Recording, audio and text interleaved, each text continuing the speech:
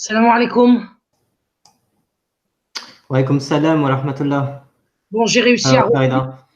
Alors, il n'y a pas le frère Mahamal, on va juste attendre Alaikum. quelques minutes, voire quelques secondes. Le frère Mahamal va arriver là. Bon, j'ai réussi à Alors, revenir. Farida. Alors, Rida, elle a réussi à remonter, ça va, impeccable. Oui, j'ai réussi à remonter, alhamdoulilah. Alhamdoulilah, impeccable. Et il ne doit pas du tout envoyer le lien sur le chat, c'est ça qui est la cause du problème. Hein.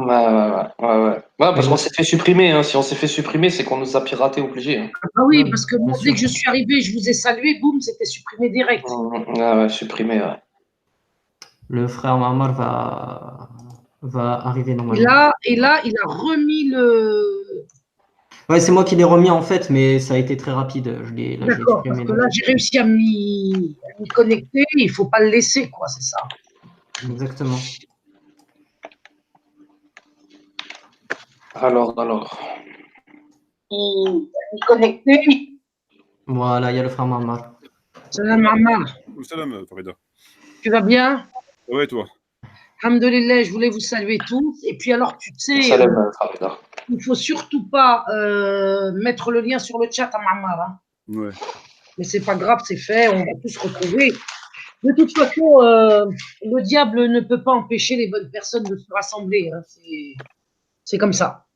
Alors, je disais donc que je vous souhaitais tous, avec quelques jours de retard, un Eid Mubarak auquel il serait bon de réfléchir pour plus de discernement et d'engagement et de considération envers nos enfants. Vous savez que mon combat, c'est les enfants. Mais il n'y a pas que cela, parce qu'aujourd'hui, on est dans une période qui s'assombrit de plus en plus et avec une violence extraordinaire, puisque maintenant, après la marche forcée vers la légalisation de la pédophilie que nous sommes en train de vivre, il y a maintenant la marche forcée vers la légalisation de l'euthanasie et de l'eugénisme. Donc voilà, on est dans une situation aujourd'hui où, comme vous le disiez si justement, les imams de la République vendus au système comme ils le sont et n'étant ni des imams ni peut-être même des musulmans sincères en tout cas, nous sommes dans une situation où les musulmans ne sont pas informés des dangers qu'ils encourent dans la France d'aujourd'hui, ou plutôt la République, puisque la France est très elle-même attaquée dans ses fondements, en tout cas, voilà. Donc nous, on organise une action bientôt pour rassembler des chrétiens et des musulmans, une action qui va avoir lieu en 3 étapes le samedi 22 juin du côté de Lyon, puisque dans un premier temps, avec le père Horowitz, on va faire des discours sur la question de l'euthanasie et du cas particulier de Vincent Lambert, qui est actuellement instrumentalisé pour cette légalisation de l'euthanasie et l'avancée de l'eugénisme, d'une part. Puis d'autre part, ensuite, le père Horowitz, puisqu'on va rassembler des chrétiens et des musulmans, se séparera en 2 groupes, histoire de ne pas tomber dans un syncrétisme à la fois ridicule et dommageable.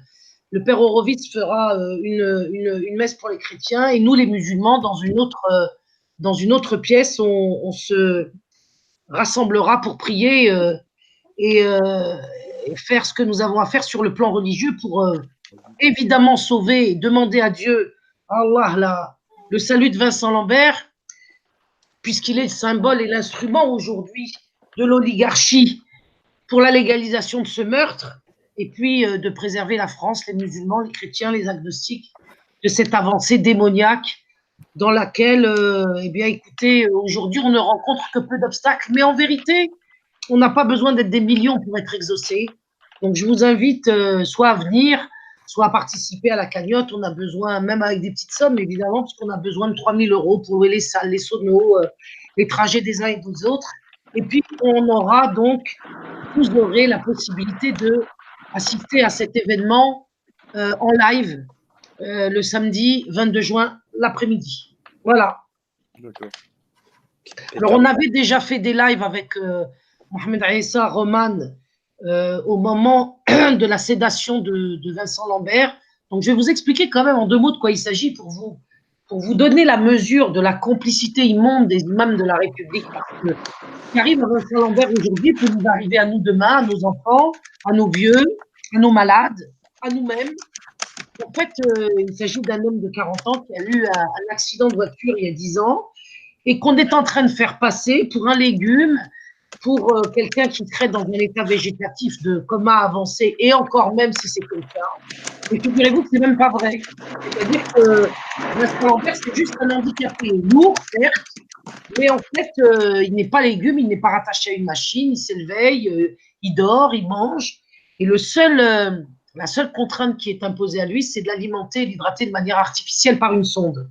Voilà. Ses parents sont catholiques, son père a 90 ans et c'était particulièrement émouvant de le voir dans les manifestations avec sa femme de 76 ans pour défendre leur enfant. Des mensonges absolument incroyables circulent sur cette affaire pour qu'on obtienne de nous le consentement à l'euthanasie. Or, en tant que musulmans, pour ne parler que de ce point de vue-là, nous sommes opposés à l'euthanasie, puisque tout simplement, c'est considéré par notre religion, et d'ailleurs par toutes les religions monothéistes, comme un péché extrêmement grave. Et alors, de ce péché en cours aujourd'hui, dans la République française, les imams de la République, évidemment, n'en disent pas un mot, et de ce fait, vous connaissez le dicton, qui ne dit mot consent, eh bien, ils se rendent complices de ce crime, qui n'est pas le premier, mais qui va être celui qui risque d'officialiser et de légaliser, puisque quand je vous dis que ce n'est pas le premier, c'est que tout simplement en France aujourd'hui, l'euthanasie a cours et qu'elle touche des musulmans, elle touche des chrétiens, elle touche des agnostiques, elle touche des enfants, elle touche des vieux, et que personne, jusqu'à nouvel ordre, n'a véritablement fait ce qu'il fallait faire pour en arriver à renverser cette politique mortifère. Donc, depuis quelques jours, à cause de l'affaire Lambert qui revient, parce qu'elle dure depuis 10 ans, vous avez des catholiques qui se mobilisent. Eh bien, moi, j'ai décidé, avec le mouvement JRE, de se lancer aussi dans la bataille, parce que JRE, ça veut dire justice et respect pour l'enfance. Et nous avons besoin, dans cette perspective, nous les parents, de ne pas donner en héritage à nos enfants une société où on tue les malades, les vieux et les handicapés. Notamment pour commencer, parce qu'on peut parfaitement concevoir qu'à terme, la généralisation de cette horreur pourra aussi toucher des musulmans un peu rebelles ou toutes sortes de dissidents.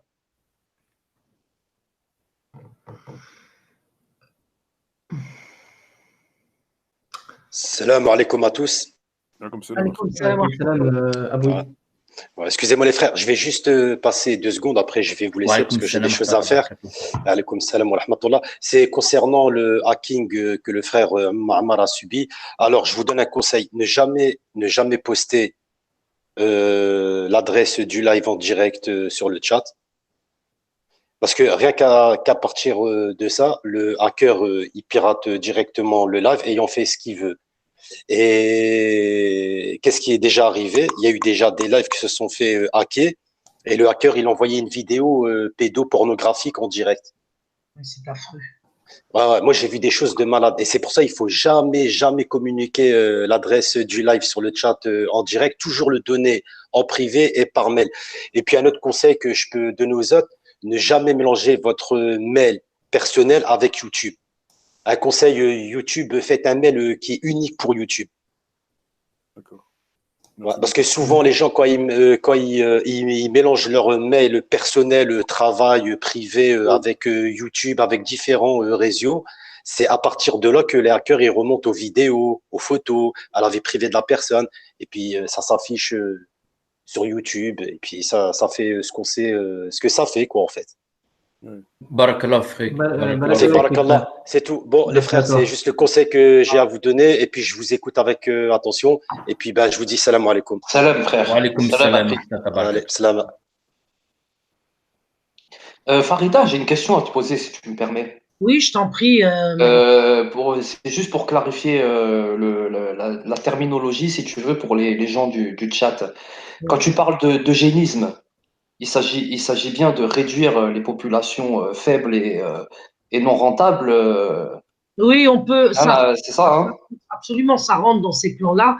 L'eugénisme, en fait, c'est l'ensemble des méthodes, c'est l'ensemble des pratiques qui visent, qui ont pour objectif, soi-disant, d'améliorer le patrimoine génétique de l'espèce humaine. Ouais, tout à fait. Ça veut dire que tout ce qui ne rentrera pas dans un standard dont les critères seront définis évidemment par les dominants, donc par l'oligarchie, sera liquidé. D'accord, tout à fait, ouais. Donc, c'est un truc de malades mentaux, si vous voulez. Quand les nazis pratiquaient l'euthanasie sur les handicapés, ils faisaient d'expériences, d'ailleurs,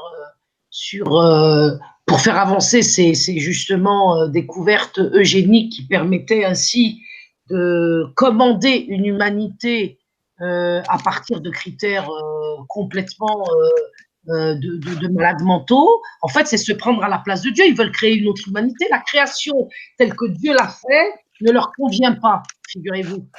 Donc, comme ça ne leur convient pas, ils entendent la modifier de la naissance à la mort, et puis ils veulent entrer dans un contrôle de tous les moments de l'existence. Tout à l'heure, Mahamar parlait de la Révolution française qui avait donc imposé à la France la situation dans laquelle nous nous trouvions et qui se résume en fait par un nouveau régime politique qu'on appelle la République, dont effectivement la laïcité et la religion, à l'égard de quoi, je le répète, les imams de la République sont entièrement complices.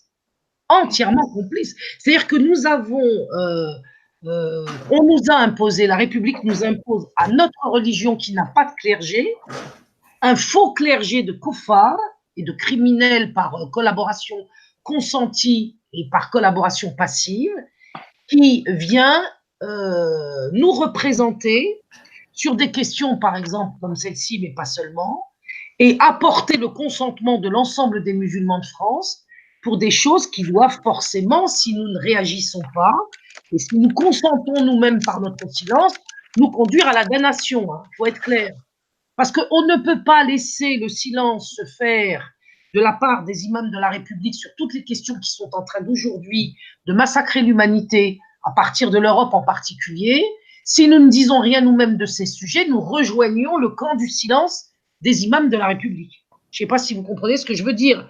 Donc, c'est la raison pour laquelle moi, j'ai rejoint les chrétiens qui se battent actuellement sur l'affaire Lambert, parce qu'il m'a paru important que des musulmans soient présents dans le combat pour justement, non pas au nom de la communauté tout entière, parce que je n'ai pas qualité à représenter la communauté des musulmans ou les communautés des musulmans de France, mais par contre, j'ai qualité à me représenter moi-même en tant que musulmane et à appeler d'autres musulmans et d'autres musulmanes à participer pour que justement, on soit dans la construction d'un rapport de force efficace. Parce que laisser les chrétiens tout seuls sur cette histoire, parce qu'ils sont quelques-uns tout de même de manière conséquente à être mobilisés, nous conduira forcément à la défaite, parce que le gouvernement maçonnique aujourd'hui parvient extrêmement facilement à neutraliser les résistances des catholiques. Si en revanche les musulmans les rejoignent, c'est terminé, le pouvoir aura perdu. Et nous pourrons au moins faire retarder ces plans mortifères, parce que nous devons quand même avoir conscience du fait que nous avons la responsabilité de donner une société, un pays, un monde en héritage à nos enfants. Alors si le monde que nous allons donner en héritage est constitué de sociétés qui considèrent que la pédophilie c'est bien, l'euthanasie c'est bien, l'eugénisme c'est formidable, et je passe sur toute la liste des horreurs que le monde moderne athée et laïque nous impose aujourd'hui, nous serons responsables devant au moins nos enfants, et plus gravement le jour du jugement devant Dieu. Donc moi je crois qu'il est important que les musulmans s'expriment régulièrement sur les questions sociétales, qu'on appelle les questions sociétales, parce qu'en vérité, ces questions sociétales sont des questions religieuses. Hein? Le gouvernement, et y compris les catholiques, la société civile, appelle cela des questions sociétales. C'est absolument, enfin, c'est vrai pour une certaine vision des choses, mais nous, en tant que musulmans, pour des musulmans, il s'agit de questions religieuses. Parce que mettre à mort des handicapés ou précipiter la mort d'un vieux ou sacrifier un enfant atteint d'un cancer, c'est une affaire religieuse. Et ça ne peut être que par la religion qu'on peut régler ce problème. Puisque en dehors de la religion, il n'y a pas de référence qui nous permette de éclaircir la situation. Je le vois par rapport à l'affaire Lambert. On raconte absolument tout et n'importe quoi, sauf quand on est croyant. Parce que quand on est croyant, on a une grille de référence à un discernement qui clairement exprime le caractère interdit de ce genre de pratique. On n'a pas besoin d'être très intelligent, d'être très informé du détail du dossier Lambert quand on est musulman, par exemple, puisque en tant que musulman, on ne peut que blâmer, et c'est de notre rôle de blâmer le blâmable, de blâmer l'euthanasie et la mise à mort des handicapés.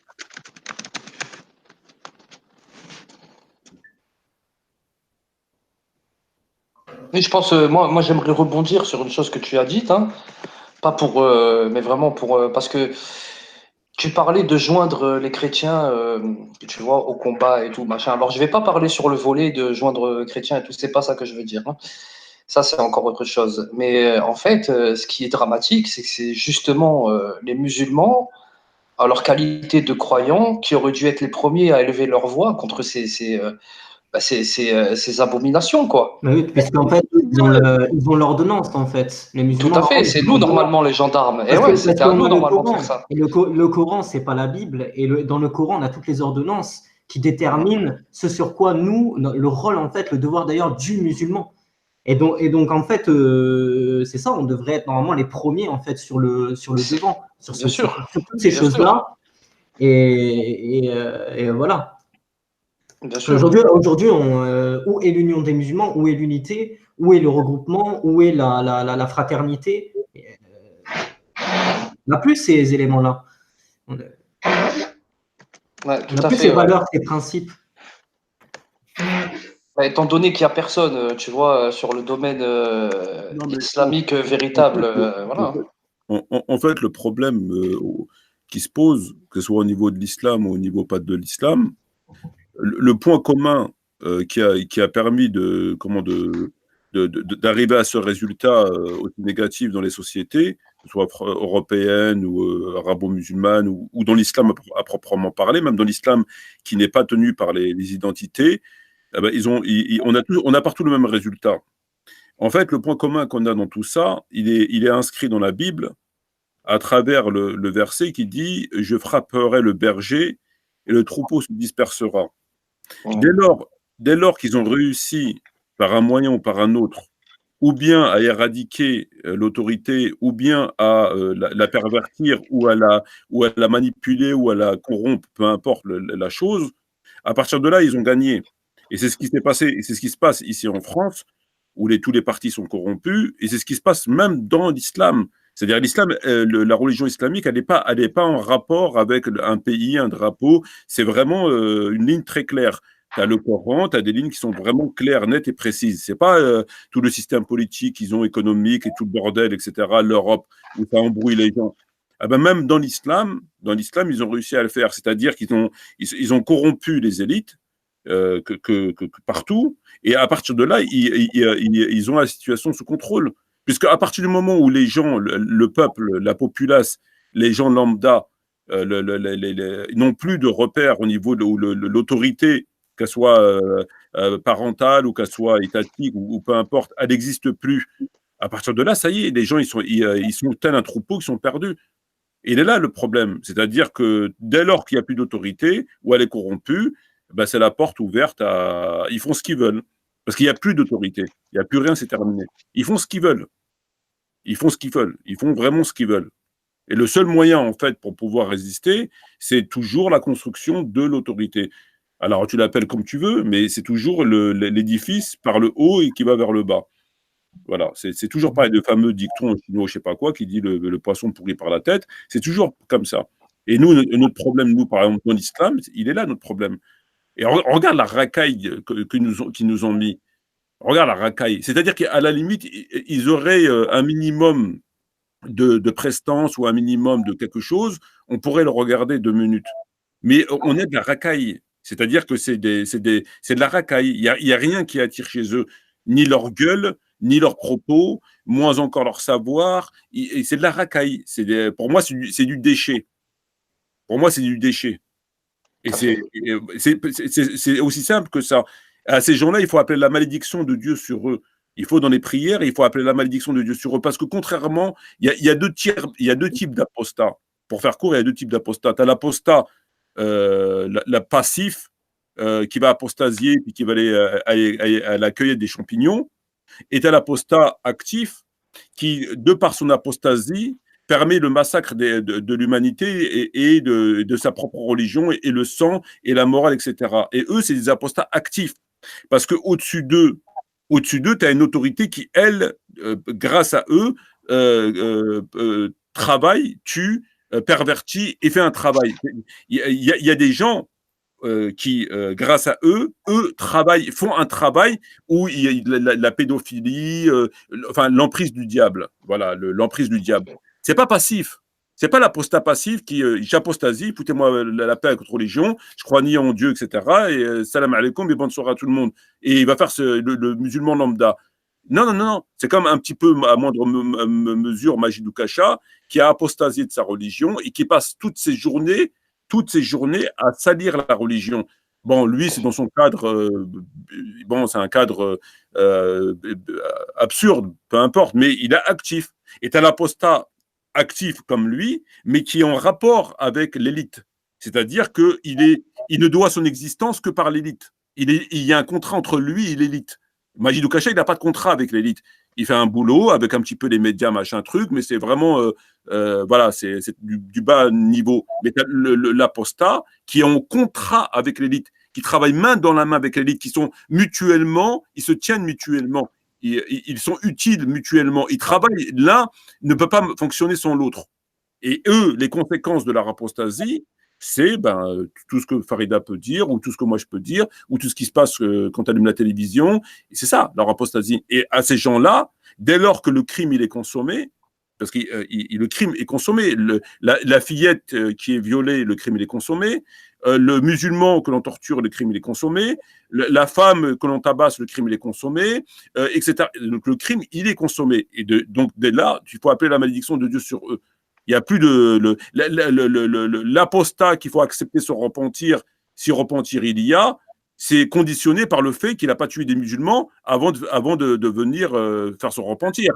S'il s'est allié avec l'ennemi et que grâce à lui, on a réussi à faire un carton, lui, il faut l'allumer. Il n'y a pas de truc, il faut l'allumer.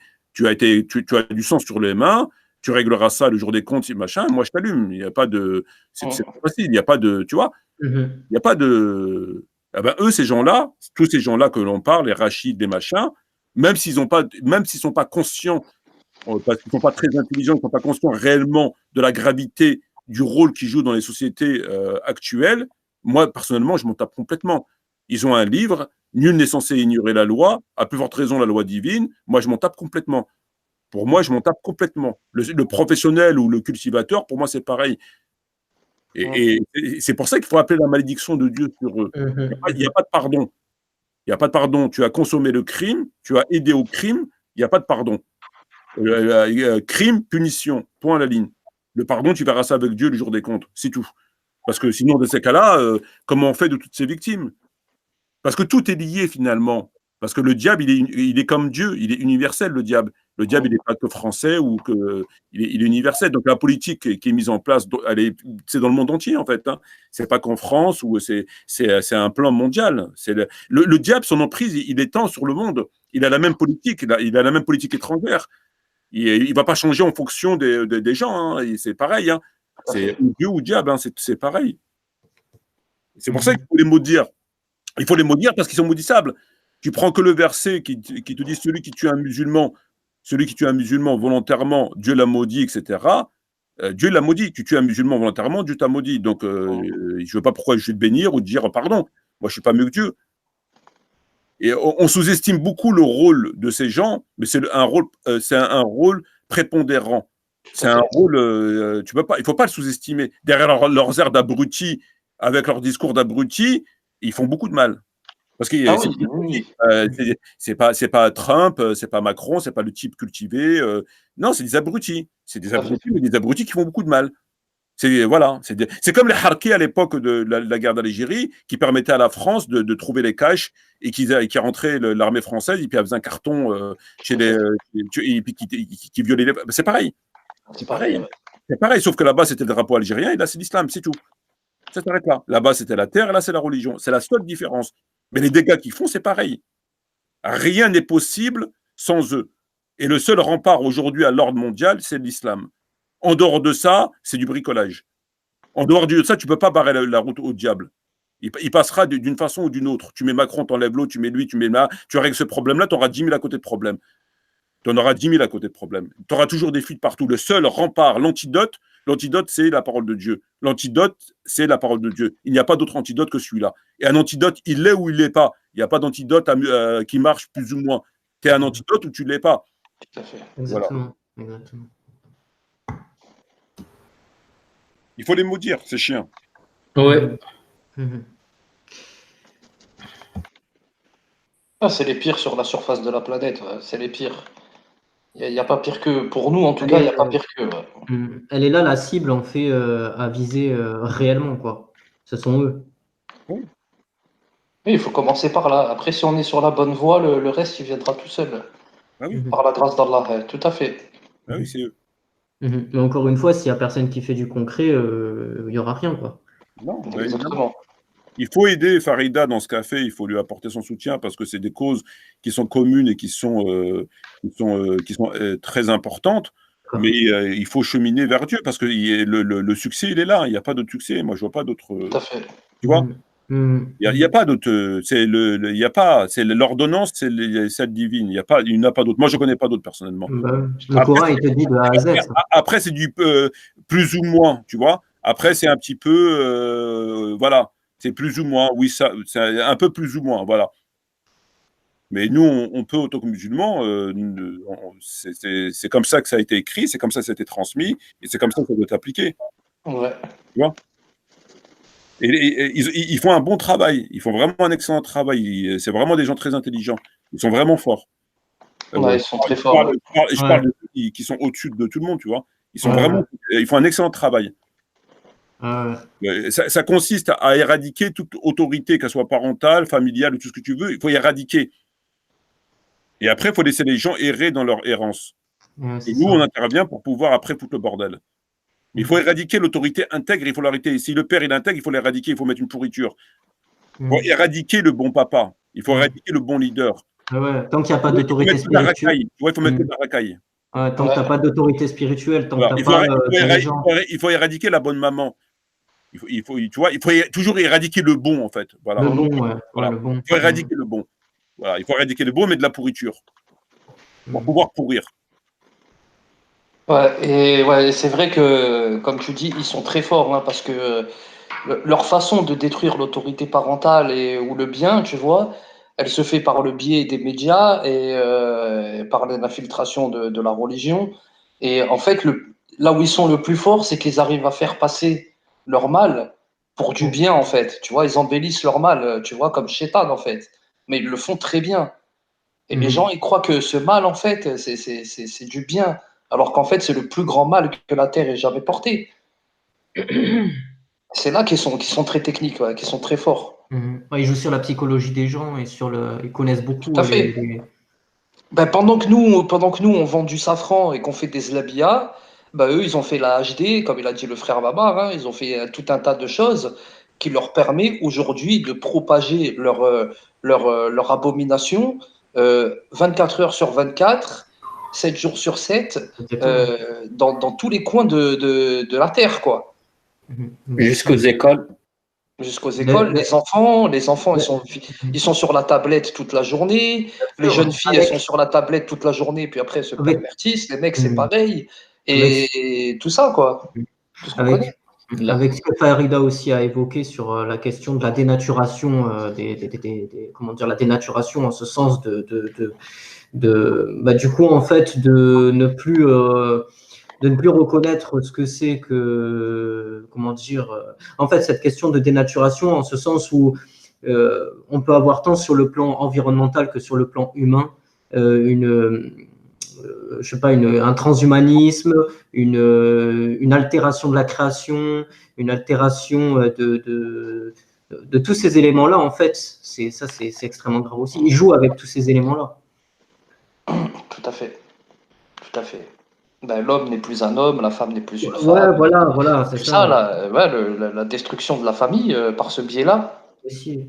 Ouais, entre autres, hein. Et ça passe partout, ça passe par la télé, ça passe par Internet, ça passe par les messages dans la musique, dans la télé-réalité, dans les médias, tu vois, cette lutte, par exemple, pour le féminisme, ces histoires de manspreading, etc. Là, c'est de la folie. Franchement, aujourd'hui, c'est de la folie. Il faut vraiment avoir les yeux collés pour ne pas voir qu'on est dans le monde du diable.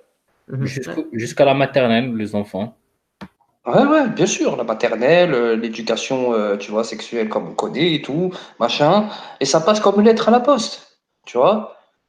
En fait, c'est un peu plus compliqué que ça. Ça passe pas tant que cela comme une lettre à la poste. Il y a des suggestions psychiques qui nous viennent notamment des médias qui nous laissent croire que ça passe comme une lettre à la poste. Mais nous qui sommes très très proches du terrain et nous sommes contactés régulièrement par des musulmans ou des catholiques ou même des agnostiques depuis le terrain, il y a des résistances, mais elles ne sont pas l'objet de publicité, elles ne sont pas l'objet d'information, parce que le problème auquel on a affaire aujourd'hui, c'est un problème qui tient effectivement à la dispersion et à l'isolement. Mais moi, je vois tous les jours des familles, qu'elles soient musulmanes ou pas, mais je dirais quand même en particulier des musulmans, qui ne laissent pas faire. Seulement, on ne le sait pas. Et c'est parce que justement, il n'y a pas de relais de ces résistances locales ou familiales, ou conjoncturelles même parfois, qu'on aura tendance à les considérer comme très forts, voire même parfois invincibles. Ils ne sont pas invincibles. Le diable n'est rien d'autre qu'un miroir aux alouettes. La réalité, c'est pas lui. Moi, je connais aujourd'hui des tas de situations, pour vous remonter un petit peu le moral, où vous avez eu des victoires de familles musulmanes ou catholiques qui ont été absolument grandioses, mais dont vous n'avez pas entendu parler. Voilà. Et qui sont des victoires discrètes, parce que les rapports de force, quand même, au niveau national, sont tels que les gens qui gagnent aujourd'hui ou qui résistent n'ont pas forcément besoin d'une publicité. Mais sachez qu'il y a beaucoup d'enfants qui ont été déscolarisés, en particulier depuis le lancement de notre mouvement JRE. Beaucoup d'enfants ont été déscolarisés. Parmi ces enfants déscolarisés, vous avez beaucoup de musulmans, pour ne parler que d'eux, mais pas seulement. Vous avez beaucoup de mamans aujourd'hui qui renoncent à travailler pour rester à la maison, pour protéger leurs enfants de cette école qui veut les sexualiser, donc les livrer à des cours d'éducation sexuelle où des inconnus adultes viennent leur parler de leur intimité, ceci étant, d'après même la loi, une démarche pédophile, etc. Donc, la situation, elle est dure, elle paraît désespérée, mais il ne faut pas oublier que le diable est en dessous de Dieu. C'est-à-dire qu'il n'y a pas d'injustice. C'est-à-dire que quiconque aujourd'hui, dans son coin, d'une façon ou d'une autre, tentera de restaurer ce dont vous parlez, c'est-à-dire l'autorité légitime, le leadership légitime, comment dirais-je, la société patriarcale, même sur un plan local, à chaque fois, il gagne. Et la difficulté que nous rencontrons, nous, c'est de rendre publiques ces victoires, parce qu'elles sont là pour constituer quand même des modèles d'espérance. Moi, j'ai ça tous les jours. Alors, il y a aussi les défaites. Il y a aussi les défaites et toute l'analyse que vous faites sur la responsabilité particulièrement importante des imams et des mosquées de la République, ça n'est que l'aspect immergé de l'iceberg. Même s'il paraît être un pouvoir incontesté, incontestable, c'est pas comme ça que ça se passe. Parce que vous savez, un père et une mère, quand l'enfant revient de l'école et lui dit qu'il a entendu parler d'un livre à l'école où il est question de fellation, excusez-moi le terme, ou de viol, ou de relations sexuelles tout azimut, comme ils le disent, perverses, polymorphes, les enfants parlent. Et là, vous avez forcément une réaction du père ou de la mère. Voilà. Alors, c'est vrai que la destruction de la famille, ou en tout cas son dysfonctionnement, c'est vrai que le féminisme d'un côté, le machisme de l'autre, c'est vrai que la collaboration des imams, le silence aussi des médias, comment dirais-je, dissidents. Sur le net aujourd'hui, il n'y a pas beaucoup de médias qui relaient la réalité du terrain.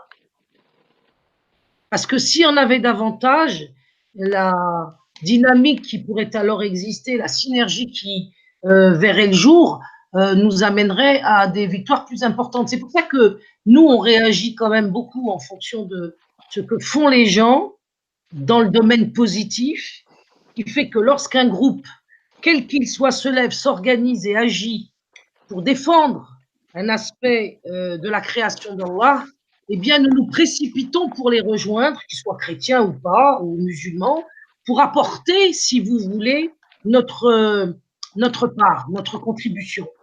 Et ce type de rassemblement peut conduire à des victoires incroyables. Je vais vous raconter, par exemple, que quand nous avons su que l'Alliance Vita et la Fondation Le Jeune, qui sont deux organisations, deux associations catholiques, organisaient un rassemblement à Reims devant l'hôpital de Vincent Lambert, où il était enfermé à clé dans sa chambre et dont la porte était gardée par la police, au point même que ses propres parents ne pouvaient pas pénétrer dans la pièce sans présenter leur pièce d'identité. Bien, Aïssa Roman et moi, nous avons immédiatement décidé de prendre la bagnole et de nous rendre à Reims. De Reims, nous sommes partis ensuite, nous avons fait une couverture médiatique de l'événement, de ce rassemblement de catholiques à la grille de l'hôpital de Reims où nous étions empêchés d'entrer et nous étions les seuls, le seul média du net à être présent pour couvrir l'événement. Ça, c'est la première chose qui nous a choqués. La deuxième chose ensuite qui nous a particulièrement perturbés, c'est que le lendemain, il y a eu une marche blanche à Paris. Nous sommes effectivement précipités de Reims à ce moment-là jusqu'au lieu du rassemblement parisien qui était situé devant le ministère de la Santé avec un rassemblement qui devait se diriger vers l'Élysée. Moi, je ne suis pas tellement favorable à ce type de choix d'interlocuteur parce que je pense que l'interlocuteur unique qui doit être le nôtre en tant que chrétien, en tant que croyant chrétien ou musulman, c'est Dieu, c'est Allah. Mais bon, j'ai quand même participé. Et on a vécu un événement extraordinaire. C'est-à-dire que nous étions au moment où la Cour d'appel de Paris était en train de statuer pour décider si la mise à mort de Vincent Lambert devait se poursuivre ou pas, parce que les avocats des parents venaient de lancer le énième et ultime recours. Et nous avons donc participé à cette initiative, vraiment sans croire que la Cour d'appel pourrait inverser la vapeur. Et c'est à 10h du soir, alors que la marche a commencé en début d'après-midi, que nous la couvrions en plus en direct, en live sur le net pour la deuxième fois consécutive, que nous avons été présents au moment de l'annonce par les avocats vers 10h du soir, 22h, que la Cour d'appel de Paris nous donnait raison. Donc, ça a été vraiment une liesse populaire que je vous invite à aller voir sur ma chaîne Farida Belgoul dans cette émission live en direct qui s'appelle La Marche Blanche pour Vincent Lambert ou quelque chose comme ça. Et vous allez voir là un rassemblement extrêmement impressionnant où il devait y avoir pas des millions de personnes, mais Dieu n'a pas besoin de millions de personnes pour nous exaucer. Il a besoin de voir les 40 justes. Les 40 justes qu'il avait, par exemple, demandé à Lot quand Sodome et Gomorrhe étaient prévus au châtiment. Eh bien, nous avons été exaucés de manière absolument inattendue. Ça a été une surprise incroyable. Et c'est parce que nous avons gagné contre toute attente, contre tout espoir, contre toute anticipation de notre part, qu'aujourd'hui, le gouvernement contre-attaque, parce qu'à une action, évidemment, succède une réaction. Le gouvernement contre-attaque et le gouvernement en arrive à des extrémités absolument injustifiables, puisqu'ils se sont portés pourvus en cassation, c'est complètement délirant, pour reprendre la mise à mort de Vincent Lambert. C'est-à-dire que vous avez un gouvernement, vous avez un État qui se pourvoit en cassation pour tuer un handicapé. Vous voyez, c'est-à-dire que nous aussi, lorsque nous bougeons malgré l'absence de nos élites, eh bien, nous pouvons les amener à leur dernier retranchement. Donc là, maintenant, le 24 juin prochain, donc dans quelques jours, la Cour de cassation va se réunir pour décider de casser la décision de la Cour d'appel de Paris qui a rendu la vie à Vincent Lambert, c'est-à-dire qui a donné l'ordre d'arrêter la sédation, c'est-à-dire l'empoisonnement de Vincent Lambert, et de remettre en fonction les procédures d'alimentation et d'hydratation de cet handicapé. Donc là, maintenant, nous savons, dans un temps record, parce que d'habitude, la Cour de cassation a mis 6 mois à se décider, là, ou à se réunir déjà. Et là, en 15 jours, c'était fait. Ils se décident rapidement à contre-attaquer et à essayer de casser la décision de la Cour d'appel de Paris. Et nous aussi, eh bien, à cette réaction, nous réagissons encore et nous organisons. Mais nous ne sommes pas les seuls, hein, les catholiques de leur côté aussi ont fait des choses, notamment devant la Cour d'appel de Lyon, il y a eu de la part du PCD, je crois, des rassemblements, des manifestations. Et là, moi, ce qui me paraît plus efficace aujourd'hui, c'est de rassembler les chrétiens et les musulmans ensemble parce que la force de frappe est beaucoup plus efficace. Donc, j'appelle les chrétiens et les musulmans à nous rejoindre le 22 à Lyon. Pour cela, il faut nous écrire à contact@mouvement-jre.com pour connaître le lieu du rassemblement. Se rassembler, chrétiens et musulmans ensemble, nous acceptons évidemment la présence des agnostiques, puisque toute bonne volonté qui va vers la vie et vers la défense de la création, c'est une contribution sur laquelle nous ne devons pas cracher et qui a son efficacité. Et nous avons l'intention, au cours de ce rassemblement que nous organisons, nous, de rassembler, comme je viens de vous le dire, des chrétiens et des musulmans pour informer ceux qui viendront de la situation réelle qui est faite par l'instrumentalisation du cas Vincent Lambert, mais aussi nous avons l'intention d'appeler Dieu à l'aide. C'est la raison pour laquelle il va y avoir une messe du côté des catholiques et des prières du côté des musulmans. On se séparera à ce moment-là avant de se retrouver après pour clore ce rassemblement par une collation que nous prendrons en commun. Je suis convaincu que si des catholiques et des musulmans se retrouvent, même pas forcément en grand nombre, mais en tout cas se retrouvent, le cœur ouvert à l'égard de Dieu, s'adressant à Dieu et non pas à Macron, et non pas au ministre de la Santé, et non pas à je ne sais quel suppôt de Satan, eh bien, on peut être exaucé par le Créateur des cieux et de la terre. Parce que avoir dans sa ligne de mire en permanence ou de manière trop régulière les ennemis de Dieu, ça nous détourne aussi de Dieu. Donc, il faut sans arrêt restaurer dans notre regard le fait que le Tout-Puissant, c'est Dieu, celui qui peut tout, c'est lui, et celui qui exauce les invocations, c'est lui. Finalement, le diable, avec les moyens matériels considérables dont il peut disposer, n'est rien, absolument rien d'autre qu'un rideau de fumée face à la toute-puissance d'Allah. Donc moi, je vous appelle plutôt à diriger vos regards vers Dieu et à vous rassembler et à prier pour que dans cette affaire, nous continuions avec l'aide de Dieu, parce que sans lui, ce n'est pas possible. Aujourd'hui, moi, personnellement, dans cette affaire en particulier, je n'attends rien des hommes. Je veux dire, je n'attends rien d'autre que leurs invocations et leurs prières pour que le Seigneur de l'univers nous exauce. Parce que nous avons affaire à une force matérielle qui ne pourra pas, en effet, je vous rejoins, être vaincue avec des moyens matériels inexistants de notre côté. Mais nous avons à notre disposition des moyens spirituels dont nous ne mesurons peut-être pas totalement la puissance. Alors, les imams de la République, là-dedans, je vais vous dire une chose, avec le travail que nous fournissons avec Roman en ce moment, c'est le cadet de nos soucis, si vous voyez ce que je veux dire. Ce qui ne nous empêche pas, lorsque nous sommes en contact avec les musulmans au quotidien pour ce rassemblement et pour son organisation, par exemple, de signaler à chaque fois la complicité de ces imams. Mais on ne peut pas y passer la journée. On est bien obligé à un moment donné de dire il y a ce rassemblement, à ce rassemblement vous devez venir, ou au moins contribuer à la cagnotte qui permettra de le mettre en place, parce qu'il nous faut un petit budget qui est ridicule, il faut 3 000 € pour y arriver, donc c'est quand même pas la mer à boire. Et c'est ça aujourd'hui, la direction dans laquelle nous voulons regarder, c'est la réunion des petits moyens matériels pour organiser ce rassemblement spirituel qui aura, si Dieu veut, la victoire. Quelles que soient les forces démoniaques matérielles qui seront mises en œuvre au même moment pour nous faire échouer. Parce qu'en dernier ressort, la décision appartient à Dieu. Absolument. Absolument. Frère Mamar, tu voulais ajouter quelque chose peut-être? Bah écoute, il n'y a rien d'autre à rajouter. Je pense que les choses elles sont claires. Je pense que ce qu'a dit Farida, c'est clair. Merci parce que vous contribuez là en me recevant ce soir, même s'il est tard, on ne sait pas dans quelle oreille ça va arriver, mais Dieu le fera arriver dans l'oreille où il voudra. Et c'est à lui qu'on doit se remettre, c'est en lui qu'on doit avoir confiance.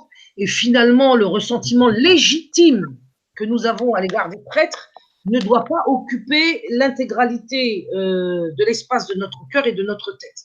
À un moment donné, on leur donne un coup de pied, on ne les regarde plus, et on continue, en portant nos yeux sur le Créateur, à lui demander justement de nous donner les moyens d'arriver à la victoire, parce qu'il le peut. Hein. On pourra être que 3 le jour du rassemblement de Lyon, qui peut exaucer 3 personnes, contre des millions de personnes. Parce que c'est ce qui est formidable dans la justice de Dieu, elle n'est pas soumise aux lois quantitatives. Elle est soumise uniquement à la règle qualitative.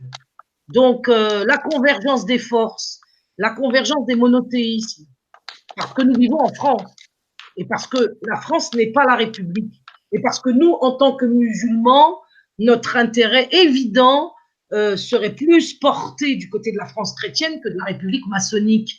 Eh bien, moi, je propose, dans le cadre de cette affaire, comme dans d'autres affaires qui concernent les enfants, une convergence avec des croyants chrétiens, catholiques, qui peuvent effectivement représenter l'Église avec ses forces et ses faiblesses, mais c'est dans cette convergence-là qu'à chaque fois qu'elle a eu lieu, nous avons obtenu une victoire. Vraiment. La JRE de 2014, par exemple, est le fruit non seulement des retraits de l'école, mais de la convergence entre chrétiens et musulmans. Et je vous en ferai peut-être un jour l'histoire si ça vous intéresse. Même si après, ultérieurement, cette convergence a été trahie, au moment où elle a eu lieu, elle a été extrêmement efficace. Sauf que tu as été trahi par des musulmans Oui, mais ça, il faut prendre ça, jeter à la poubelle. Parce que si tu veux, quand tu manges quelque chose de bon, tu finis, excuse-moi de te le dire, à rejeter les déchets. C'est toujours comme cela. C'est-à-dire qu'il ne peut pas y avoir quelque chose de bon sans la production de déchets et leur élimination. Et c'est quantité négligeable, quelle que soit la masse que cela peut représenter. Parce que sur un plan qualitatif, des déchets ne sont que des déchets et voués à finir dans la poubelle. Donc, il faut, à mon avis, regarder dans la direction de ce qui peut être fait en termes positifs, plutôt que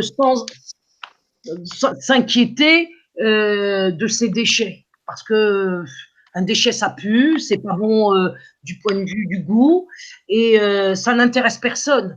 Et à un moment donné, vous savez, il y a beaucoup de gens qui suivent ces imams de la République, qui nous suivent aussi.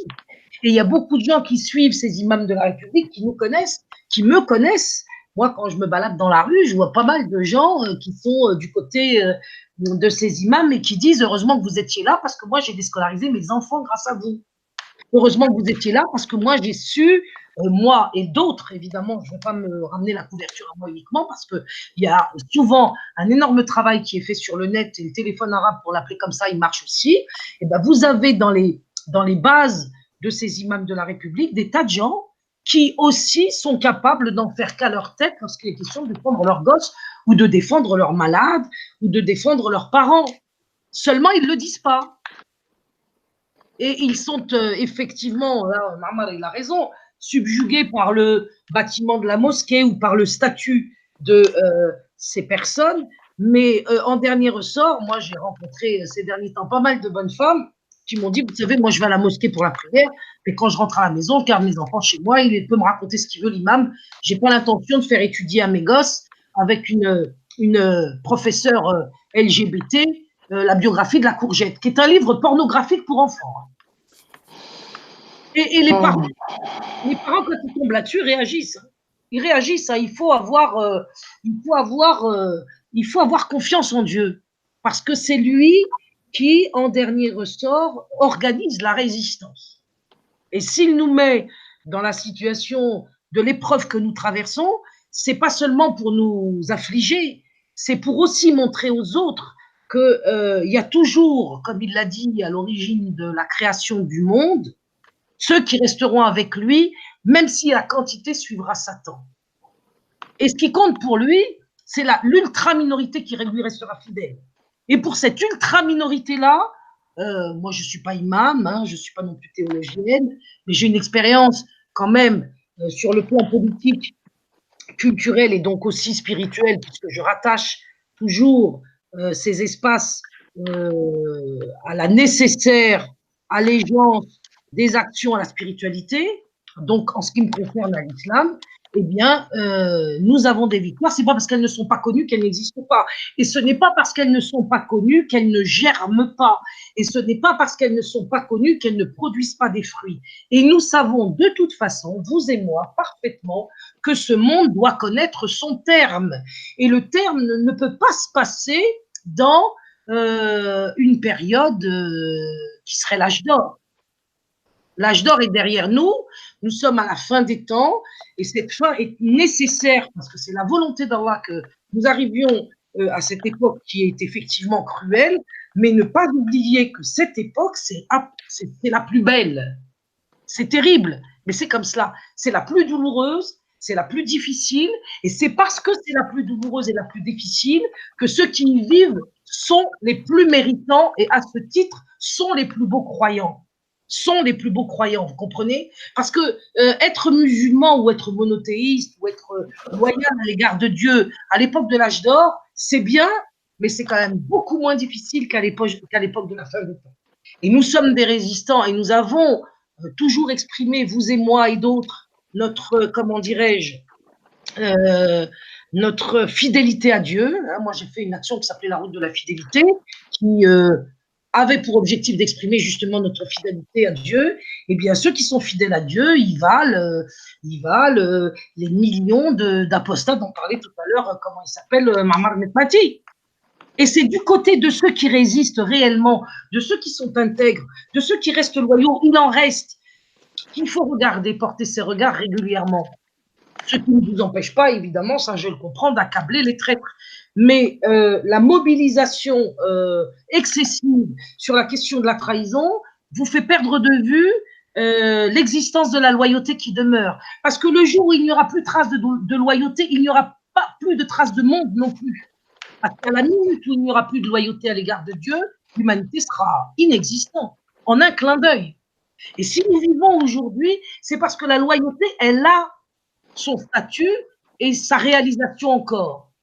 Et c'est lui faire, comment dirais-je, lui faire défaut dans la reconnaissance, c'est un problème. Parce que nous accélérons la trahison. En parlant de la trahison tout le temps, nous la multiplions par le désespoir, par exemple, ou par la colère. Je sais pas, si tu me permets, Farida, excuse-moi, Oui. excuse-moi de t'interrompre. Je suis Non, mais vraiment, je suis pas tout à fait d'accord avec. Bon, je suis d'accord avec l'essentiel, hein, et je suis vraiment pas là pour rentrer dans un débat théologique, mais je suis pas tout à fait d'accord là, par contre, si tu me permets. Non, mais moi j'aime bien qu'on soit pas d'accord parce que. Oui, non. Parce que nous, si tu me permets, ma sœur, on est soumis par rapport au livre d'Allah, subhanahu wa ta'ala, à certaines obligations qui, elles, si tu veux, vont à l'encontre du programme des autres confessions que tu as appelées monothéistes ou croyantes, tu vois. Or, selon le Coran al-Karim, ces personnes-là, du point de vue du Coran, ne sont pas croyantes. Et l'objectif de ces personnes est complètement à l'opposé de l'objectif du croyant tel qu'il est déterminé dans le Coran, tu vois. Donc moi, c'est ce clivage qui me pose problème, tu vois. Oui, mais moi, je comprends bien ton point de vue. Que je le partage ou pas n'est pas vraiment mon débat, si tu veux. C'est pas vraiment ma discussion. Oui, bien sûr, aucun problème. Moi, mon débat aujourd'hui, c'est de dire que il y a une loi naturelle, qui est une façon de dire une loi divine qui a trait à la création et à la façon dont Dieu a fait les choses. Cette loi naturelle aujourd'hui est attaquée. Cette loi naturelle aujourd'hui est défendue. Les attaques contre la loi naturelle regroupent un certain nombre de gens ou de formations politiques, idéologiques, sataniques. La défense de la loi naturelle regroupe un autre type de personnes dans lesquelles vous trouvez des musulmans, bien évidemment, qui sont, entre guillemets, attachés au livre du Coran quand ils le connaissent. La plupart du temps, des fois, ils ne le connaissent pas. Bon, bref, on ne va pas parler de ça. Et vous avez aussi les catholiques, par exemple. Vous pouvez y retrouver des agnostiques. Être agnostique, si vous voulez, à mes yeux, c'est grave. Vous comprenez? Je trouve qu'il est grave aujourd'hui de se poser la question de savoir si Dieu il existe ou pas. Pour moi, c'est grave. Oui, tout à fait. Là, on est d'accord. On est d'accord. Bon. Mais je ne suis pas sur ce terrain-là.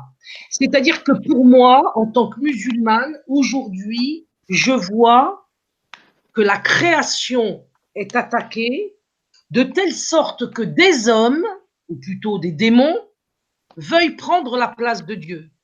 Et que dans le cadre des combats qui se mènent, Nous avons à faire, ce qui existe dans toutes les histoires humaines, des convergences ou des alliances ou des pactes ou des programmes communs.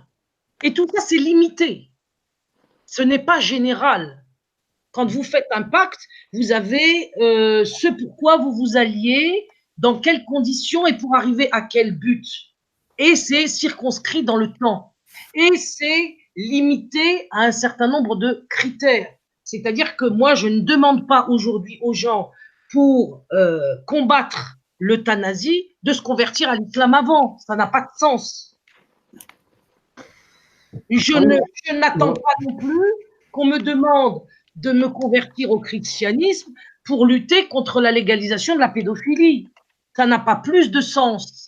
Alors après, les questions théologiques, c'est autre chose, même si elles sont incluses dans les combats que nous menons. Mais il y a quand même une chose que je constate, c'est que ceux qui se battent dans le cadre des projets sociétaux, pour les appeler comme ça, qui sont à mon avis des problèmes religieux, vous retrouvez toujours les mêmes. Et ceux qui se battent pour mettre en place la mort, la pédophilie, c'est encore toujours les mêmes. Alors, on peut ne pas être d'accord. La question aujourd'hui, elle est simple. Est-ce que ça vaut le coup, oui ou non, de créer une base de gens qu'on retrouvera sur le terrain pour empêcher la mise à mort de nos enfants, de nos parents, de nos enfants malades, par exemple, de nos parents, de nos handicapés, y compris de nos dissidents, parce que je pense qu'on va en arriver là. Est-ce que c'est important, par exemple, de créer une base de compréhension et d'action contre les projets de l'eugénisme? Aujourd'hui, sur la question de l'eugénisme, les catholiques sont d'accord avec les musulmans, il faut le savoir. Excuse-moi, ma sœur Farida. Sur les questions que tu viens d'aborder, à savoir sur la question de l'euthanasie, sur la question de ton combat, à savoir de lutter contre la théorie du genre, contre l'ABCD de l'égalité, contre la sexualité à l'école, sur la question des journées de retrait de l'école. Sur ce combat-là, nous, on ne peut être qu'en accord, à savoir que le musulman en soi, qui ne serait-ce qu'une once de foi, comprendrait ton combat en ce sens où ça rejoint les principes qui sont nommément dans le Coran, qui fondent notre foi, qui est notre religion, et sur quoi nous, on a une dette, cette dette-là envers Dieu, puisque rien n'est acquis dans la vie. Maintenant, en tout cas, Dieu nous a recommandé, nous a ordonné d'effectuer nos devoirs de croyants, le devoir de fraternité, le devoir d'union, le devoir de s'allier, le devoir de... J'étais en train de chialer. Et en fait, ces éléments-là, nous, on les comprend tout à fait puisque nous sommes musulmans. Maintenant, moi, j'ai une allégation à faire puisque il y a juste une petite chose qui me titille, dirais-je, c'est que lorsque nous, en tant que croyants musulmans, nous sommes dispersés. Nous sommes dispersés en sens où nous n'avons aucun regroupement, nous n'avons, à juste titre, les musulmans, en tout cas de France, et d'ailleurs n'ont pas forcément de leader, n'ont pas de personnes qui pourraient, à juste titre, les guider spirituellement, qui pourraient leur porter. Nous avons un imam qui est, en tout cas, nous reconnaissons le statut du frère Mohamed Mati, puisqu'on ne s'en cache pas là-dessus. Et donc, pour nous, c'est cet homme-là qui a cette envergure, tant d'un point de vue spirituel, tant d'un point de vue de connaissance de la religion, tant d'un point de vue de pouvoir casser toutes les manigances, tant sur le plan politique que sur le plan spirituel, tant sur le plan théologique que sur le plan, tant sur le plan individuel que sur le plan communautaire. Nous avons reconnu son statut. Son statut, étant donné que pour nous, il a compris, il nous a fait comprendre tous les éléments qui sont les éléments principaux pour discerner le vrai du faux aujourd'hui sur la question de l'islam de France et sur tant d'autres questions qui sont beaucoup plus techniques, qui sont d'un point de vue théologique. Et donc, pour nous, lorsque on vient à nous dire il faut s'allier envers les chrétiens, avec les juifs, etc., moi, je dirais, avant de pouvoir s'allier déjà avec eux, ou même avec des nations, en tout cas les rappeler, il faudrait déjà rappeler notre communauté, qui est la communauté musulmane. Il faudrait rappeler au regroupement, il faudrait rappeler à l'union, il faudrait rappeler au devoir de fraternité, il faudrait rappeler aux gens à la réalité concrète, il faudrait rappeler les gens à ce qu'ils agissent de manière concrète. Ce que fait d'ailleurs le frère Mohamed Mati, notre frère, notre imam, et ce que nous nous évertuons à faire sur diverses lives et dans diverses vidéos, etc. Et donc, nous, c'est pas que nous sommes là à dire on va casser votre projet, etc., puisque nous sommes en adéquation avec les principes sur lesquels vous êtes fondés, à savoir de résister face à l'impérialisme, de résister face à cette question de dénaturation, d'altération de la création, à cette question d'euthanasie, à ces questions d'eugénisme, à toutes ces questions que vous avez abordées, la théorie du genre, etc. Ça, il n'y a pas de problème. Le seul problème, c'est que nous essayons de notre côté de rappeler les forces, entre guillemets, musulmanes, en tout cas les gens qui se disent croyants, de revenir au livre d'Allah, au livre de Dieu, à ce sur quoi nous serons jugés au jour du jugement dernier. Puisque nous vivons, si on prend de manière théologique, si on en comprend les fondements, nous vivons dans les kabaïr, nous vivons dans les grands péchés. Et donc, étant donné qu'on vit dans les grands péchés, l'un des devoirs principaux du musulman, c'est bien en fait de s'allier avec son frère. Et ce que l'on voit aujourd'hui, d'ailleurs, j'avais même vu vos lives, j'ai pu assister à vos lives en direct. Et ce que j'ai remarqué, c'est qu'en effet, il n'y avait pas de musulmans. Il n'y avait pas de musulmans, par exemple, à Reims. Il n'y avait pas de regroupement de musulmans. Mais pourquoi? Parce que justement, il n'y a pas déjà ce travail qui est effectué. Et la seule personne aujourd'hui qui travaille sur cette question-là, c'est le frère Mohamed Mati. Il n'y en a pas un en France qui le fait, si ce n'est lui. Et nous, ce que nous appelons, c'est à s'unir sous la bannière de l'islam. La bannière de l'islam qui est notre religion, c'est sur quoi on va être jugé au jugement dernier. C'est sur quoi les gens seront jugés et qui est, et à juste titre, la dénonciation de tout ce qu'ont fait en France ces imams laïcs depuis un siècle, comme nous l'a précisé ce soir le frère, et dans les autres lives, etc., c'est une question qui est primordiale. Alors nous, le frère Mohamed, lui, travaille dessus. Et nous le soutenons dedans. Et nous, la question aujourd'hui, c'est est-ce que dans vos rangs, est-ce que en tout cas, il y aurait des gens, même sur le live, même sur le chat, j'appelle les gens, à se manifester concrètement et à exprimer leur soutien envers le frère Mohamed Mati. Voilà, la question, elle est posée tant sur le chat que sur ceux qui sont en live plus particulièrement. Et tu veux que je réponde à ça? Pas forcément, non, mais c'est pas forcé. Je ne dis pas, moi je ne force personne. Je dis juste que. Je peux, il n'y a pas de souci, je peux parfaitement répondre à ça, mais il n'y a aucune question qui me dérange. Si vous souhaitez, faites-le. Il n'y a pas de, comment dire, en islam, de toute façon, il n'y a pas de tabou là-dessus. On est prompt sur le.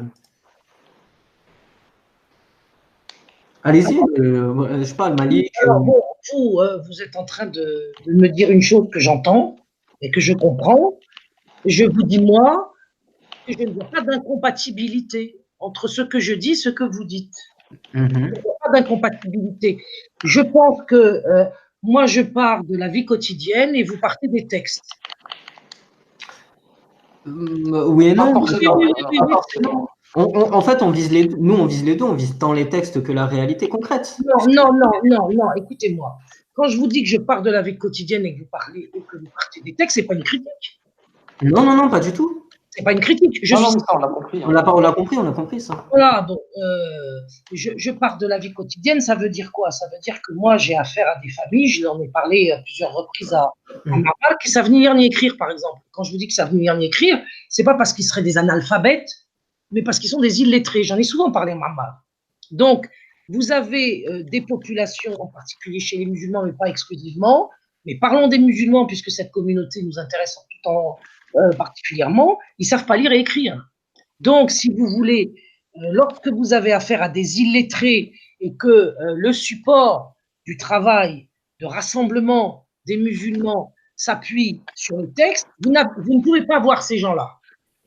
Ce n'est pas parce qu'ils ne veulent pas, ce n'est pas parce qu'ils sont mauvais, ce n'est pas parce que je ne sais quoi, c'est parce qu'ils sont illettrés. J'en ai parlé avec Maman, je pense que tu t'en souviens, Maman. Il va arriver, Inch'Allah, il est juste un petit peu occupé.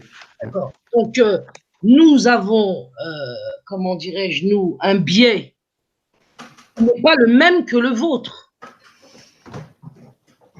C'est tout, c'est aussi simple que cela. Oui, parce que vous visez la question des écoles, la question, vous êtes spécialisé dedans.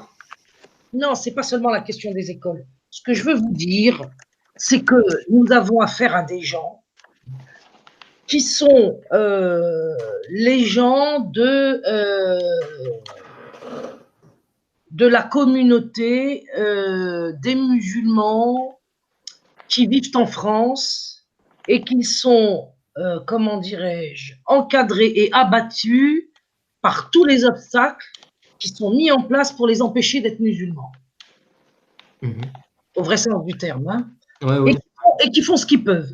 C'est-à-dire que leur journée, elle fait, comme pour nous tous, 24 heures à la fin des temps, ça va très vite, les 24 heures en question, et qui sont dans une situation d'être précipités dans une journée d'un obstacle à l'autre, et qui n'ont pas le temps, la disponibilité, les ressources intellectuelles, la formation, le goût, bref, qui n'ont pas les moyens de se préoccuper comme vous le faites, et c'est bien de le faire, je ne suis pas du tout en train de me mettre en opposition au reste, comme vous le faites, de se préoccuper des textes.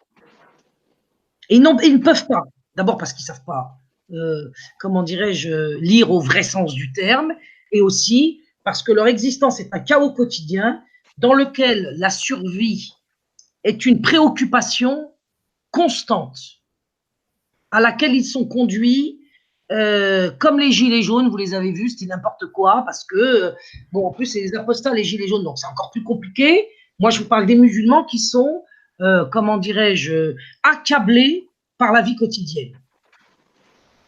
Des gens qui vivent avec des ressources absolument dérisoires, qui sont accablés par des familles dysfonctionnelles, qui ont des enfants qui ont complètement dérapé, qui sont dans des crises conjugales épouvantables. Tout à l'heure, Maman évoquait la situation du couple. Vous ne pouvez pas avoir une communauté de musulmans digne de ce nom si les familles musulmanes sont défoncées. Et c'est pareil pour les chrétiens, c'est pareil pour les autres. La civilisation, la religion s'appuie sur un socle qui s'appelle la famille. Lorsque la famille est démolie, ce qui doit être créé ne peut pas avoir de facilité pour s'y investir. C'est vrai pour tout le monde, hein. Il n'y a pas que les musulmans qui sont dans cette situation. Donc, nous avons affaire à des attaques sataniques contre la famille pour empêcher justement de disposer des ressources nécessaires pour s'intéresser, je dirais, à la religion des textes. Et heureusement qu'il y a des gens qui le font. De toute façon, dans une société, vous avez des gens qui font le pain, vous avez des gens qui font le bois, vous avez des gens qui travaillent les textes. Et il y a une complémentarité entre toutes ces personnes.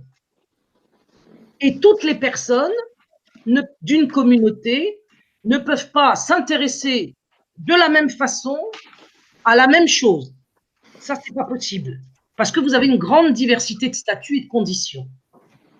Déjà, le problème qui se pose aujourd'hui dans le monde, et en France en particulier, et chez les musulmans qui sont contaminés, les divorces, c'est-à-dire les conflits qui existent entre l'homme et la femme, permettent les malheurs qui en découlent. Si je reprends par exemple le cas de Vincent Lambert, aujourd'hui, il faut savoir que ce qui fait le malheur de Vincent Lambert, c'est la position de sa femme qui est pour sa mise à mort.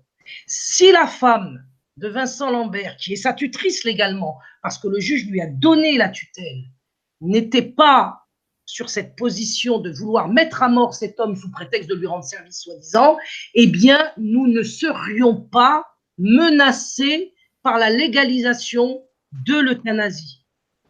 C'est ça qu'il faut comprendre. De la même façon, si vous n'avez pas des enfants aujourd'hui qui sont déstructurés et dénaturés, comme tu le disais si bien, à l'école, nous ne serions pas aujourd'hui dans les situations où il y a rupture de la transmission de la génération précédente à la génération suivante. Et cette question de la transmission, pour la religion, elle est pour la religion, oui, elle est fondamentale. Donc, vous partez des textes et vous travaillez la question à partir des textes, c'est parfait. Que je sois d'accord avec vous ou pas sur l'interprétation que vous faites des textes, c'est même plus le sujet aujourd'hui. Ce qui est exact, ce qui est important, c'est de voir comment tous les supports qui peuvent aider à la vitalité de la religion sont eux-mêmes démolis ou menacés de l'être sous peu. Et je parle de la famille, je parle de l'enfance, je parle de la santé.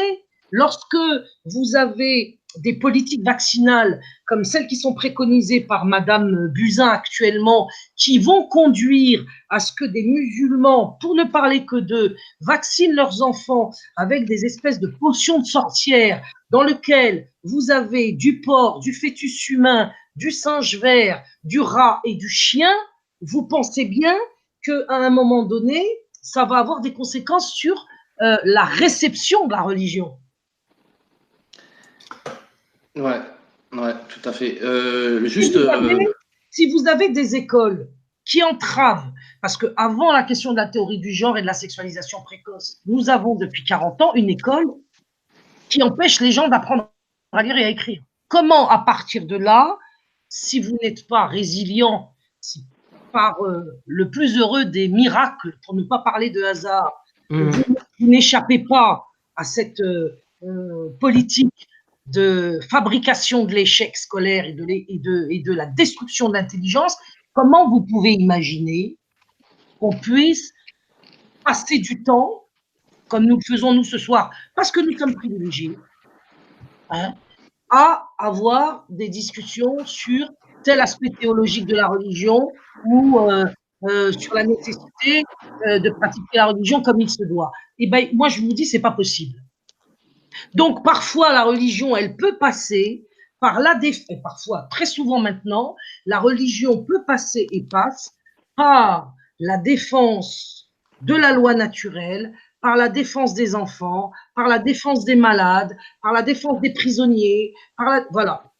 Non, mais ça, nous n'avons aucun problème avec ça, en fait, Farida. Nous, on est 100% d'accord avec toi sur ce volet. Sur ce volet, on est tout à fait d'accord avec toi. Moi, sur ça, en fait, comme on l'exprimait depuis tout à l'heure, ça, en fait, voilà, c'est ça, frère Malik, on est tout à fait d'accord, il n'y a pas de problème. En fait. À partir de là, je tire des conséquences. Moi, je suis dans un pays qui est constitué de 80% d'apostats. Je suis dans une république laïque. Le régime politique auquel nous nous affrontons aujourd'hui, ou qui plutôt s'affronte à nous, parce que c'est plutôt dans ce sens-là que ça se fait, il est animé de la volonté de conduire les 20% restants à l'apostasie. Dans ces 20% en France, qu'est-ce que vous avez? Est-ce que vous avez que des musulmans? Non. Non, vous n'avez pas que des musulmans. Est-ce qu'il ne serait pas, je dirais, fondé, pour ne pas dire légitime, de faire la convergence à laquelle moi j'appelle pour défendre les secteurs de la vie quotidienne qui permettent à chacun de retrouver la marge de manœuvre qui est perdue actuellement pour se préoccuper de la religion. Justement, c'est dans cette convergence qu'on diverge en fait, Farida, si tu me permets. Ah oui, Moi, en fait, il n'y a pas de problème. ouais, non, mais oui, bien sûr. Au contraire, c'est un plaisir d'échanger avec Moi, toi, je suis de toute façon. moi, je suis choquée. Mais si tu veux, je me sens plus proche d'un catholique qui se bat pour la défense de la loi naturelle et de la création telle que Dieu l'a faite. Ils sont contre. Quand je suis avec un catholique qui est contre l'avortement, contre la théorie du genre, contre la sexualisation, contre l'usure, contre, je sais pas, tout ce qui est commun à l'islam, je suis plus proche d'un type comme lui que l'un des imams de la République qui se prétend musulman. Oui, oui, moi aussi, à ce compte-là, moi aussi, il n'y a pas de problème, on est 100% d'accord. Mais moi, après, si tu me permets, c'est juste que… Quand tu dis qu'il faut réunir les musulmans d'abord, moi je te dis, pourquoi pas, mais faites-le. Et vous voyez bien que vous vous heurtez à des complications. Parce qu'à un moment donné, il est quand même écrit dans le Coran que Dieu nous a créés différents pour que nous nous connaissions en tout. Ouais, pour que nous nous connaissions, mais pas pour que nous nous allions, pour que nous nous connaissions, oui. Nous connaissions, vous savez que quand tu connais quelqu'un, tu commences à envisager de toute façon les points de vue qui sont les tiens et qui sont à l'intersection de ton opinion également. Moi, il me paraît naturel, au vrai sens du terme, il me paraît naturel, je pense d'ailleurs que le prophète lui-même, sallallahu alayhi wa sallam, a fait des pactes, il me paraît naturel de faire des pactes sur un programme qu'on peut avoir en commun avec d'autres communautés pour le sol français. Non, c'était uniquement des pactes de non-agression en temps de guerre. Il n'a pas fait de pacte d'entraide dans quelconque projet que ce soit. Nous sommes en temps de guerre. Vous avez aujourd'hui la guerre contre la création de Dieu. Et ça, il faut quand même bien le visualiser. Aujourd'hui, on nous porte la guerre. Alors, ce n'est pas une guerre à laquelle nous sommes habitués, dans le sens où c'est pas celle qui est menée en Syrie, ou qui a été menée en Irak, ou en Algérie dans les années 50. Ce n'est pas la même guerre, mais c'est la guerre quand même. Donc, dans le cadre de cette guerre qui est menée contre l'humanité, contre l'être humain, moi je préfère le mot de créature et de création, eh bien, dans le cadre de cette guerre, il faut quand même trouver le moyen de s'allier avec ceux qui sont d'accord avec vous sur ce plan-là au moins. Parce que moi, au contraire de toi, je pense qu'il faut plutôt porter cette lutte au nom uniquement d'Allah Azzawajal. Voilà, moi c'est là qu'on diverge en fait, Farida. Après, moi sur tout le reste, je suis 100% d'accord avec toi. Oui, mais alors après, il n'y a que là qu'on diverge. En fait. Oui, mais le problème, c'est la concrétisation de ce que tu dis. Moi, justement, la concrétisation passe par l'autorité. Elle passe par la volonté, en fait, de chacun d'entre nous à se regrouper à travers une autorité. Oui, mais sans quoi, après, comme tu disais d'ailleurs tout à l'heure, je voudrais dire quelque chose. Ce que vous ne comprenez peut-être pas, c'est que l'autorité ne se décrète pas. L'autorité s'impose par les voies de la nature, si je puis m'exprimer ainsi. Donc c'est compliqué.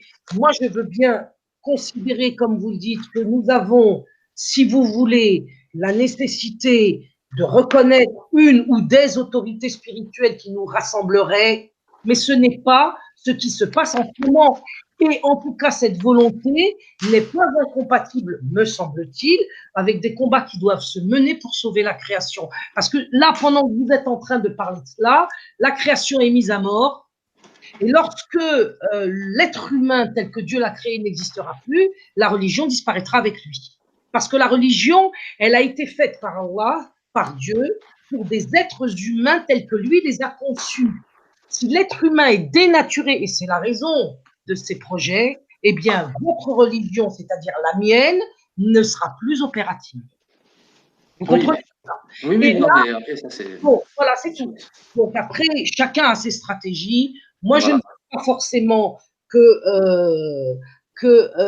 ces stratégies soient forcément, comment dirais-je, contradictoires ou antagoniques. Elles peuvent être complémentaires.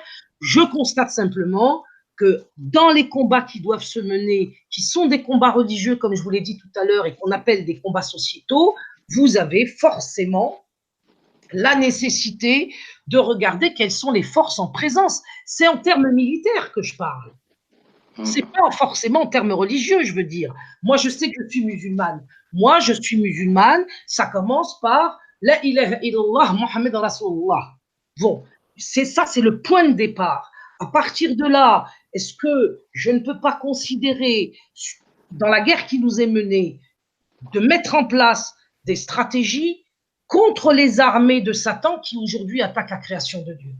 Et dans ces stratégies, est-ce que je ne peux pas considérer que des secteurs de la société dans laquelle je me trouve sont des alliés, entre guillemets, naturels sur ces points-là, pour ensuite pouvoir, effectivement, parce que rassembler, vous avez 7 millions de musulmans en France, c'est ça, pourquoi je me trompe? Moi, je pense... Où sont-ils? Moi, je veux bien, si vous voulez, où sont-ils? Oui, bien sûr. C'est la question d'ailleurs qu'on se pose aussi. Bon, eh ben voilà. Donc, à un moment donné, vous faites avec ce qui existe. Et ça, c'est une certaine, comment dirais-je, je ne sais pas comment la qualifier sans tomber dans l'orgueil, mais c'est une certaine nécessité de l'intelligence que de vouloir quand même faire avec les forces en présence agissantes. Et d'ailleurs, la démonstration de la nécessité et des qualités de notre religion n'apparaîtra que si nous sommes efficaces. C'est pas dans une, comment dirais-je, posture où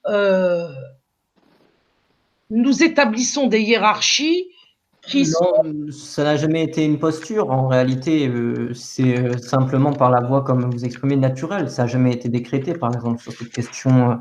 C'est naturel, mais pour d'autres, ça ne l'est pas. Moi, je ne vais pas trancher sur la question de la légitimité d'un imam ou d'un autre dans le débat d'aujourd'hui. Moi, je vais te dire un truc. Si demain, Hassan Hussein, comme d'ailleurs ça lui est arrivé en 2014, avant qu'il ne lâche l'affaire, parce qu'il a certainement subi les pressions qu'il a subies, ou comment il s'appelle l'autre là, comment il s'appelle, oh là là, celui qui défendait Tarek Ramadan là, le jeune. Khatabi.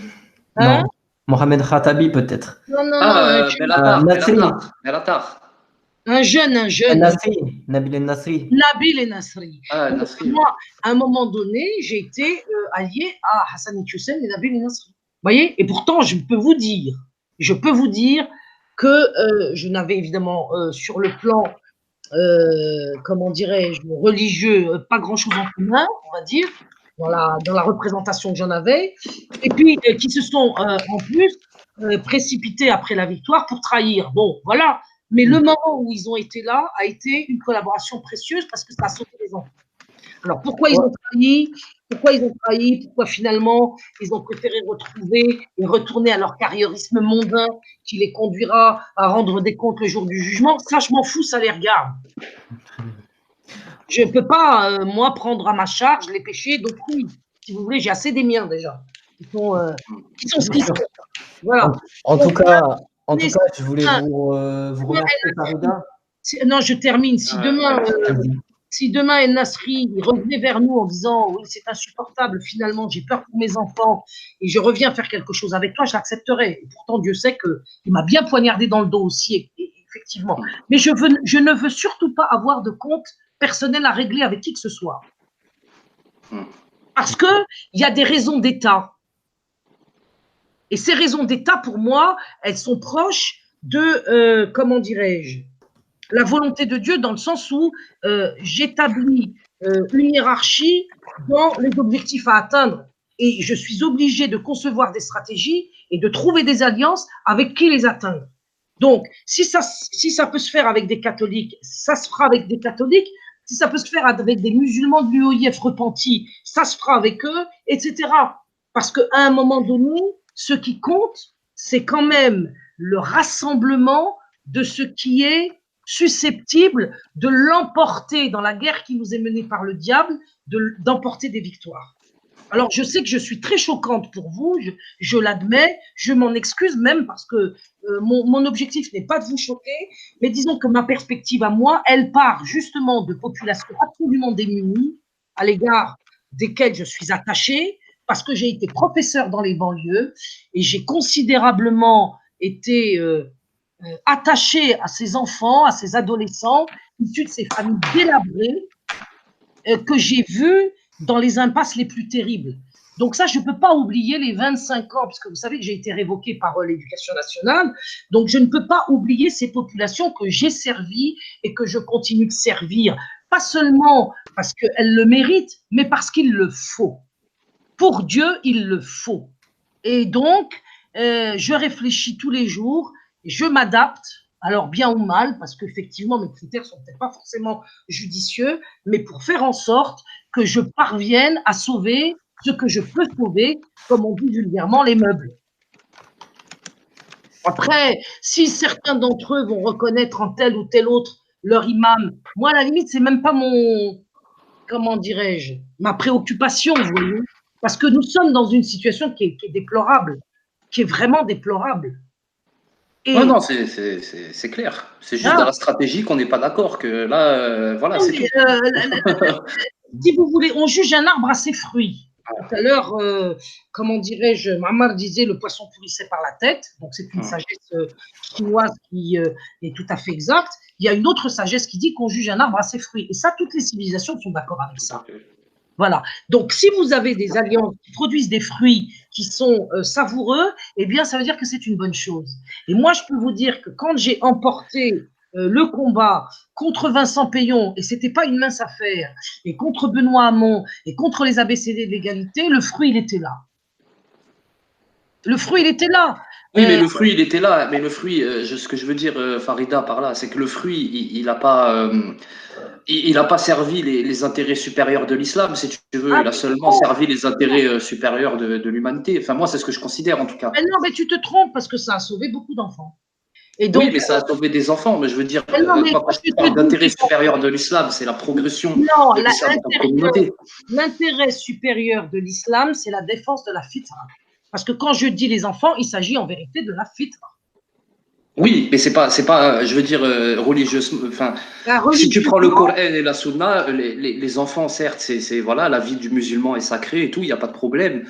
Mais ce que je veux dire, c'est que les intérêts de l'islam ne se limitent pas aux enfants. Il y a des choses encore beaucoup plus importantes. Non, il y a Parce que pour défendre les enfants, il faut déjà qu'ils vivent dans un environnement sain. Et c'est là que l'islam, normalement, doit intervenir. Si tu parles comme Asselineau.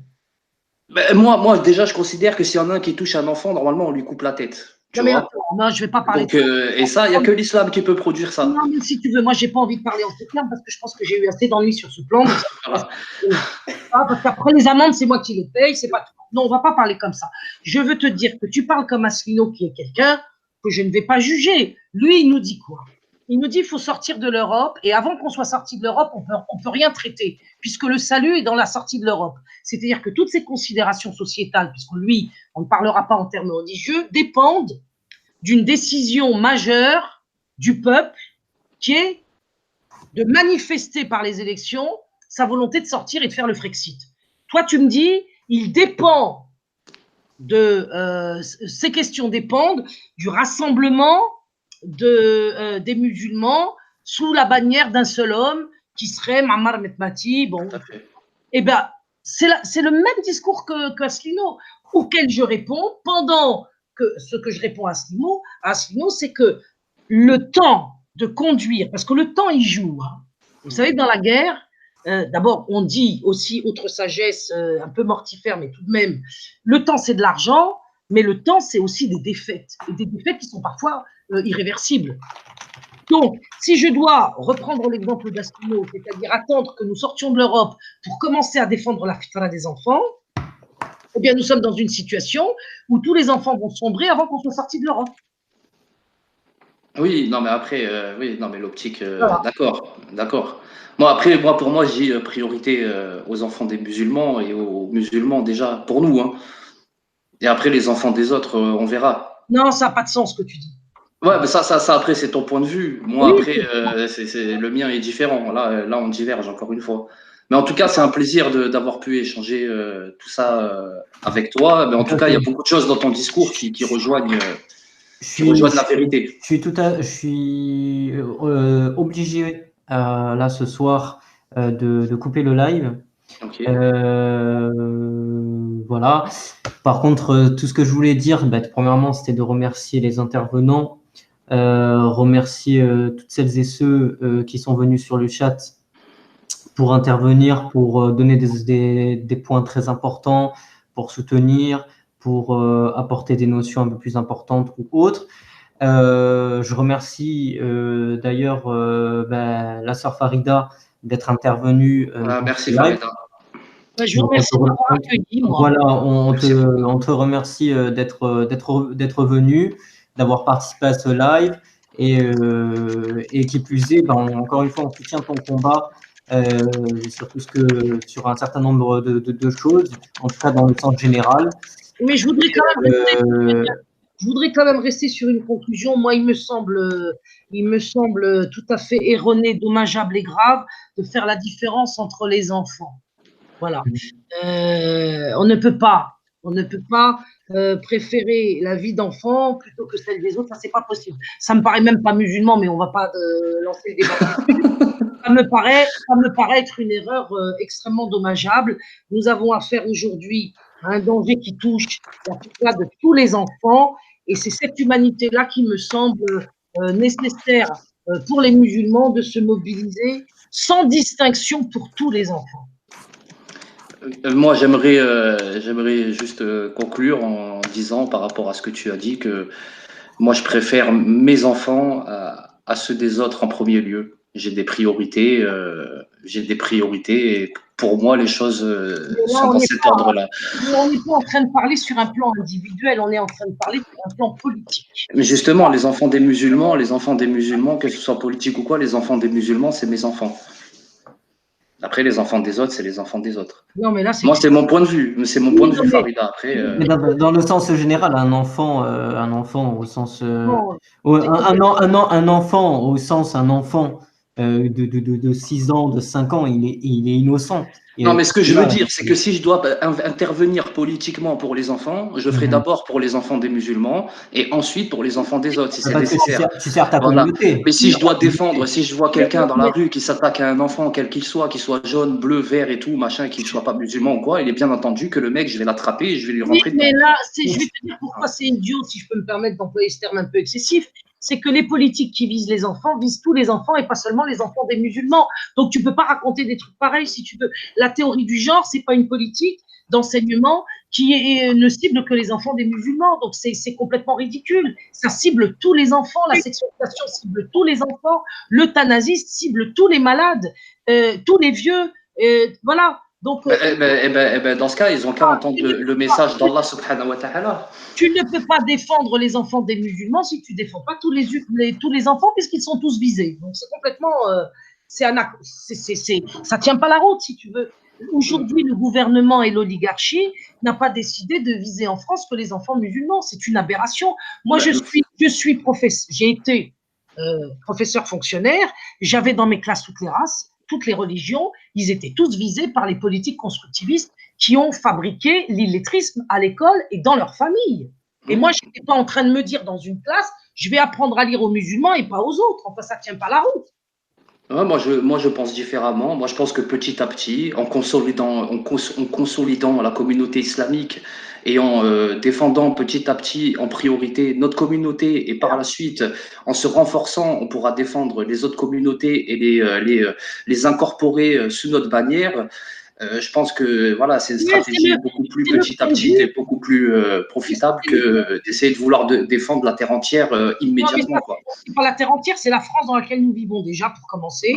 Nous sommes engagés au quotidien par la force des choses et par celle de l'histoire.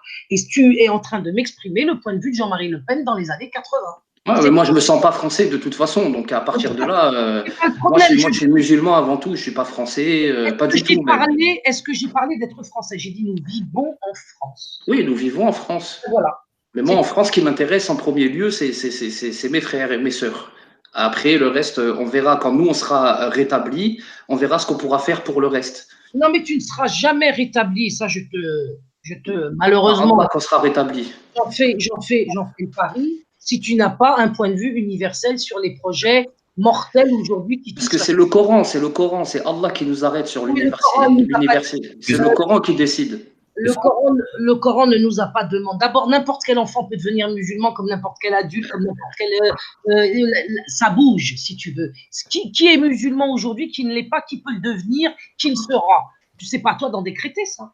Je sais pas, après moi, c'est le Coran qui m'interdit de m'allier aux juifs et aux chrétiens dans quelque chose que ce soit. Donc à partir de là, quand Allah il nous dit ne vous alliez pas avec les juifs et les chrétiens, ils sont alliés les uns des autres, quiconque les prend pour alliés devient l'un des leurs, moi je m'arrête là.